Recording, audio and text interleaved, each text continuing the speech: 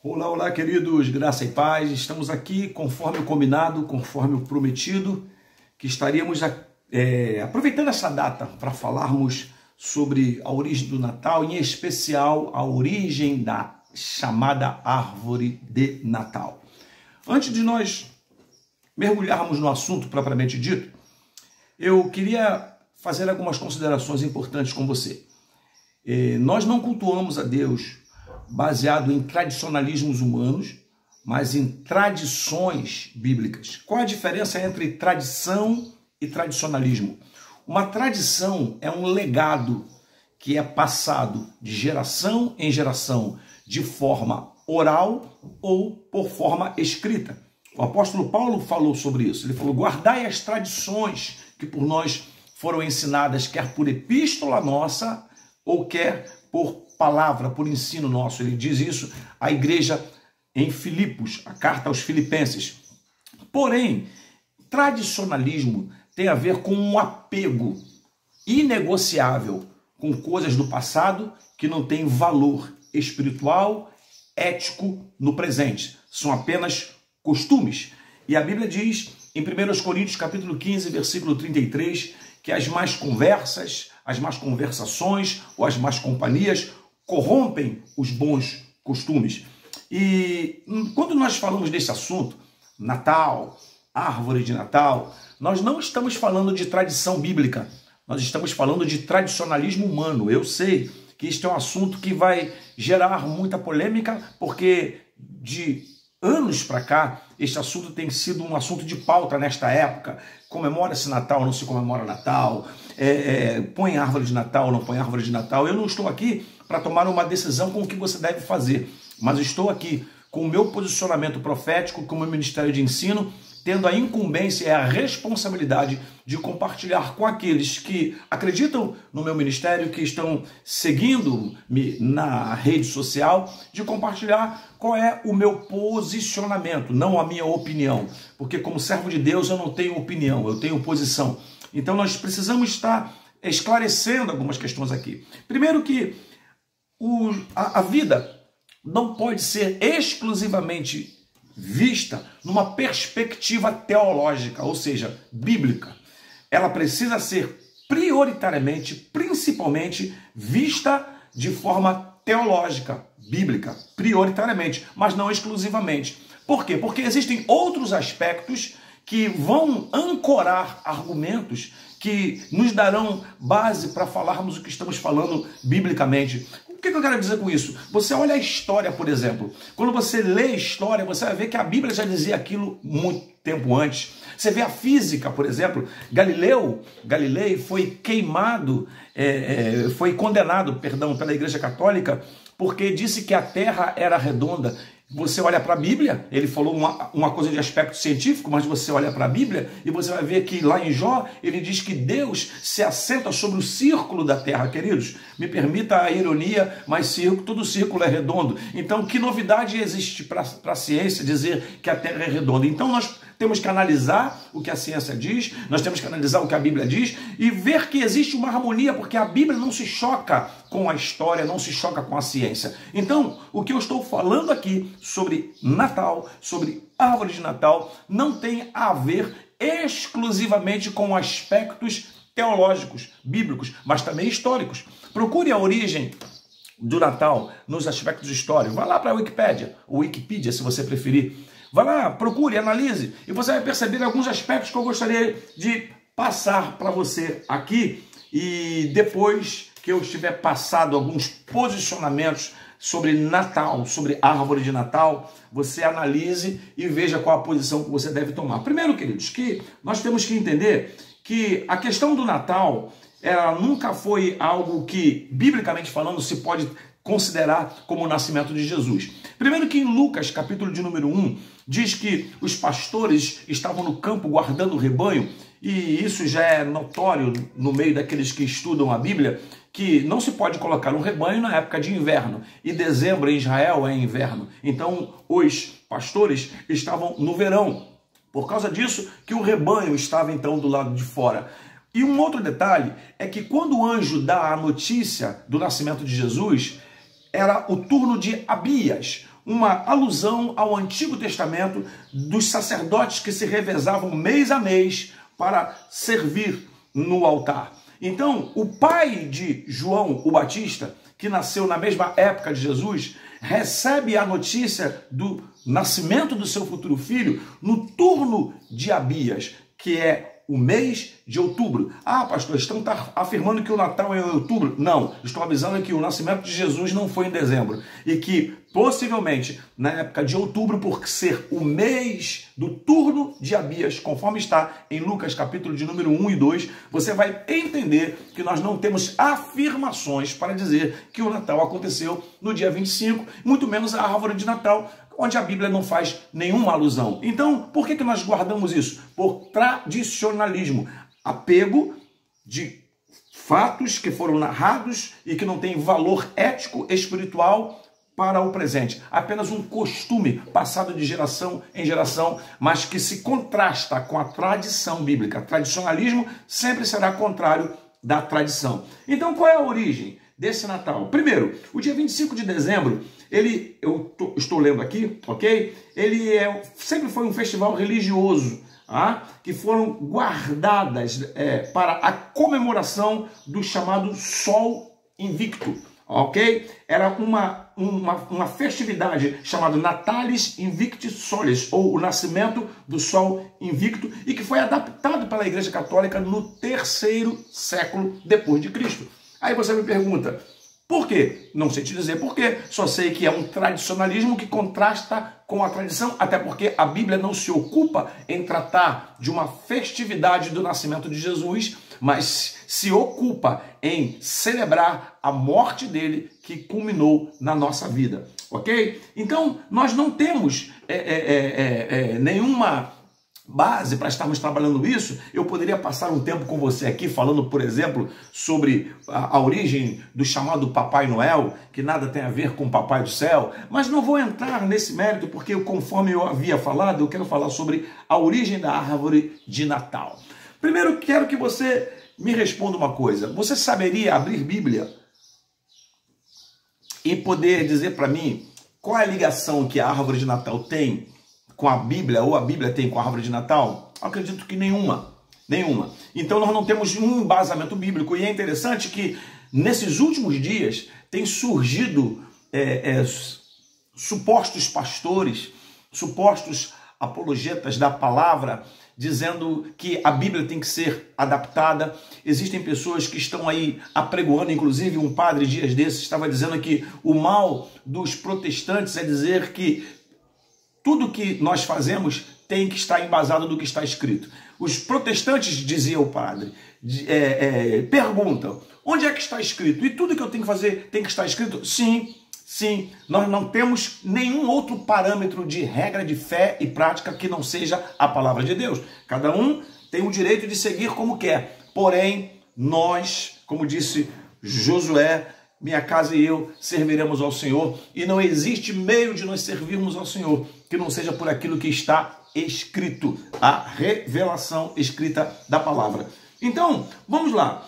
Civilizações antigas habitaram no continente europeu e asiático do 3º milênio.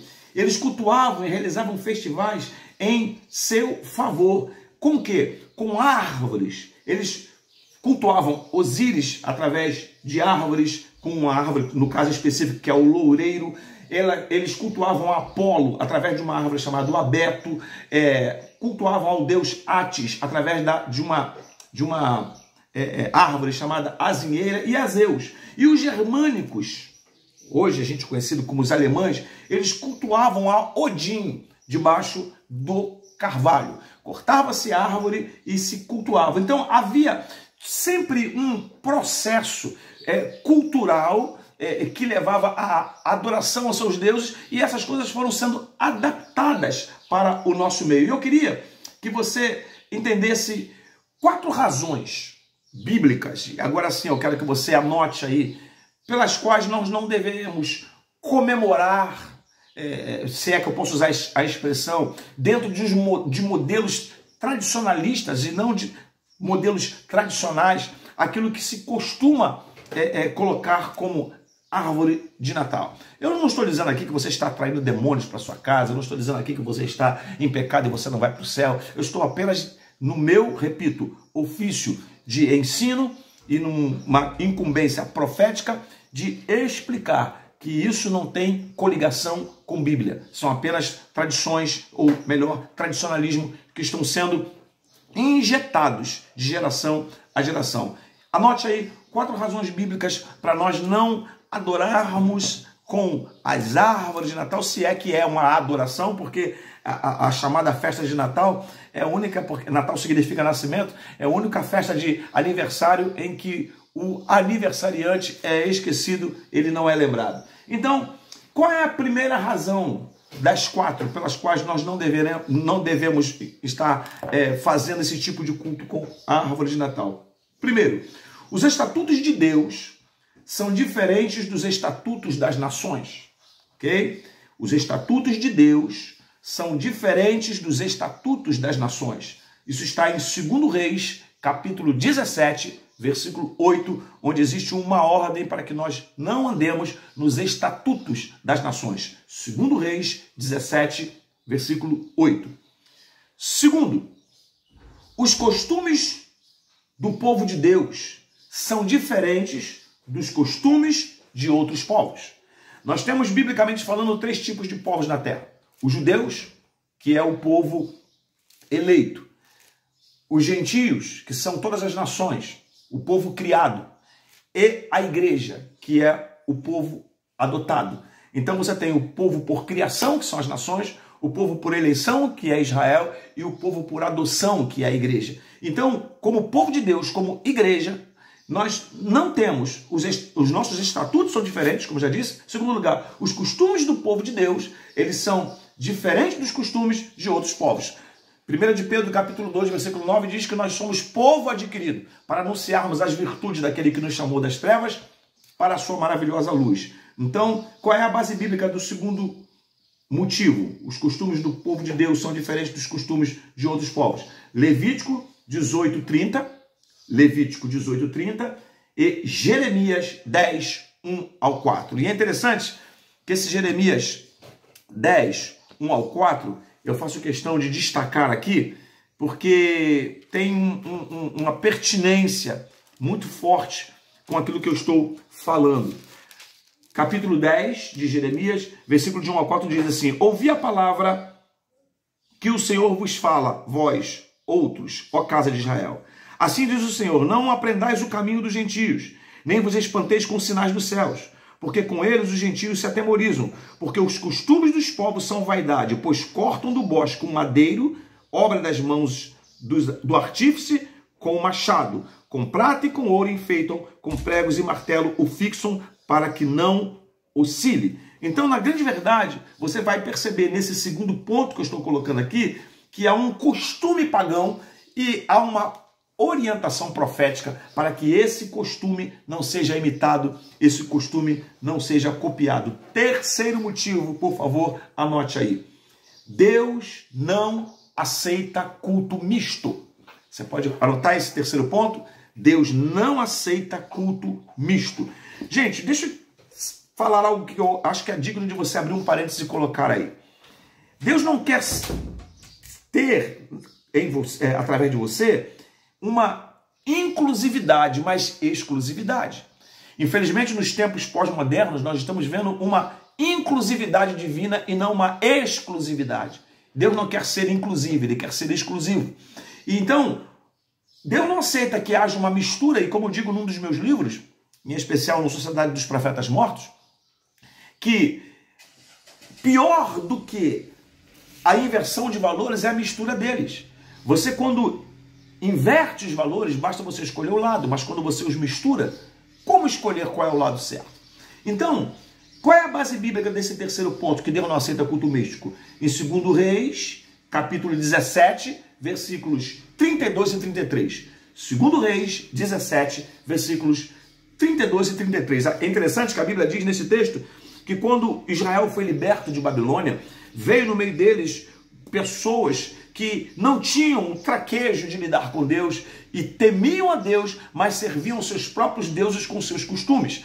Então nós vemos hoje uma gama de pessoas que estão, de fato, temendo, servindo a Deus na sua sinceridade, mas estão ainda com costumes pagãos, misturando Papai Noel, árvore de Natal, falando que dia 25 de dezembro foi o nascimento de Jesus, quando a Bíblia não relata essa realidade, estão comemorando conforme sua própria o seu próprio tradicionalismo, é roupa nova, é comida, nada disso eu acho errado, estou apenas falando que não tem uma harmonia com a essência daquilo que a Bíblia nos ensina. Quarto e último motivo pelo qual não devemos cultuar dessa maneira. O modelo da igreja está em Israel. O modelo da igreja está em Israel. Nós somos fundamentados no fundamento dos apóstolos, me permita a redundância, mas eu não completei. O modelo da igreja está em Israel, não em Babilônia, nem sequer em Roma. Não em Babilônia, nem sequer em Roma. Quarto e último motivo, o modelo da igreja está em Israel, não em Babilônia, nem sequer em Roma. Onde é que está isso? 3 João, capítulo 11. Em 3 João, capítulo 11, não, perdão. 3 João, versículo 11. Então você vai perceber que existem conceitos de Deus, e você vai ver em Apocalipse 19 sobre a queda da Babilônia, porque Babilônia não foi apenas uma cidade que hoje é resultado de estudos antropológicos e arqueológicos, não. Babilônia continua sendo um espírito, Babilônia continua sendo mistura, Babilônia continua sendo confusão, Babilônia continua sendo uma mistura de linguagens, assim como lá na origem, no livro de Gênesis, o espírito de Babilônia continua. Por isso que Deus vai nos advertir no livro de Apocalipse, para nós fugirmos de Babilônia. Então, os tempos passam, as pessoas passam, mas o espírito a qual elas serviram permanece nos dissuadindo, nos desviando daquilo que Deus definiu para que nós vivêssemos. E quando eu digo que Israel é modelo, não religiosamente falando, mas é o berço. É o berço. Israel, gentios e igreja. Deus trata com a igreja para tratar com Israel e com os gentios. Mas o modelo, não de culto, mas a fundamentação doutrinária e teológica é de Israel. Lembre-se, atente para o fato de que eu estou falando de Israel e não do judaísmo. Por exemplo, existe em Israel uma festa chamada festa de Hanukkah, que aliás foi uma festa que Jesus comemorou essa festa. Você vai encontrar isso no livro de João, capítulo 10, que é a chamada Festa das Luzes. E a Festa das Luzes ela é comemorada no dia 25 de novembro. Então, você vai perceber que há um paralelo entre Hanukkah e um paralelo entre Natal, porque também Natal há muitas luzes, né? Mas é uma maneira de descentralizar nesse secularismo disfarçado a pessoa de Jesus, assim como na Páscoa, né? O coelho tomou o lugar do cordeiro, assim como a árvore de Natal tomou o lugar da Hanukkah, que é um candelabro de 9 braços, que comemora o milagre acontecido nessa festa que Jesus celebrou. Está lá em João, capítulo 10, a chamada Festa das Luzes. Em síntese, querido, em síntese, a árvore de Natal não possui embasamento bíblico, mas tem uma origem histórica pagã. E eu não estou falando de teologia, eu estou falando agora de história. Já dei os embasamentos teológicos, mas estou falando de história. Abre no Google, abre lá e procura qualquer origem bíblica que se ligue à árvore de Natal. Então, queridos, você é livre para escolher. Uma certa pastora na rede social disse que falar contra a árvore de Natal é coisa de quem não tem uma louça para lavar. Como eu disse no meu anúncio, eu tenho louça para lavar, não me envergonho de ajudar minha esposa no serviço de casa. Tenho, ao mesmo tempo para estudar Bíblia, porque jamais quero falar algo que está desassociado daquilo que disse o Senhor.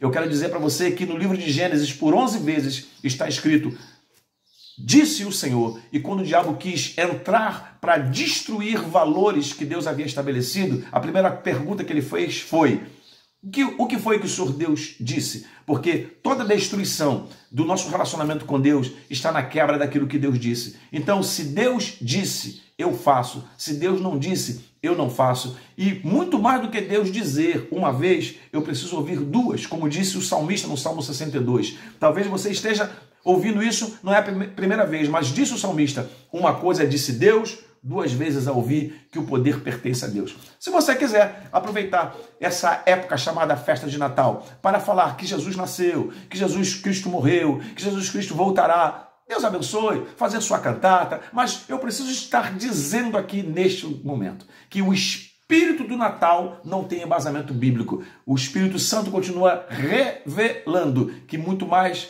importante do que o nascimento é a sua morte, e mais importante que a sua morte é a sua ressurreição, e mais importante que a sua ressurreição é a sua volta. E nós estamos simplesmente lá no primeiro patamar, querendo descobrir o nascimento de Jesus, e infelizmente algumas pessoas, porque estão no berçário espiritual, ainda estão celebrando o menino Jesus, mas aqueles que se tornaram adultos experientes espiritualmente estão comemorando o Jesus ressurreto, homem que se interpõe, único mediador entre Deus e os homens. Espero ter abençoado você, que a bênção do Deus Todo-Poderoso pare sobre a tua casa, a tua vida e, na minha concepção, Feliz Natal é quando nós nascemos de novo. Que você tenha um feliz novo nascimento. Deus te abençoe.